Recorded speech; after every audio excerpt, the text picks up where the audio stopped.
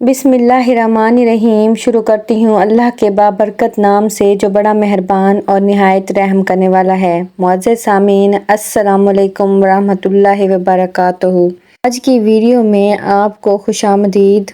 Video کا باقاعدہ آغاز کرتے ہیں۔ حضرت سلیمان علیہ السلام نہر کے کنارے بیٹھے ہوئے تھے کہ ان کی نگاہ ایک چیونٹی پر پڑی جو گیہوں کا ایک دانہ لے کر نہر کی طرف جا رہی تھی۔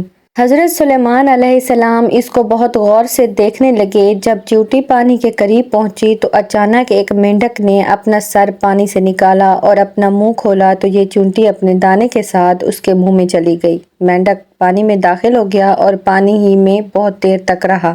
حضرت سلیمان علیہ السلام ان کو بڑے غور سے دیکھتے رہے۔ ذرا ہی دیر میں مینڈک پانی سے نکلا اور اپنا منہ کھولا تو چیونٹی باہر نکلی، البتہ اس کے ساتھ دانہ نہ تھا۔ حضرت سلیمان علیہ السلام نے اس کو بلا کر معلوم کیا کیا ماجرا تھا اور وہ کہاں گئی تھی۔ اس نے بتایا کہ اے اللہ کے نبی، آپ جو نہر کی تہہ میں ایک بڑا کھوکھلا پتھر دیکھ رہے ہیں، اس کے اندر بہت سے اندھے کیڑے مکوڑے ہیں۔ اللہ تعالیٰ نے ان کو وہاں پر پیدا کیا ہے۔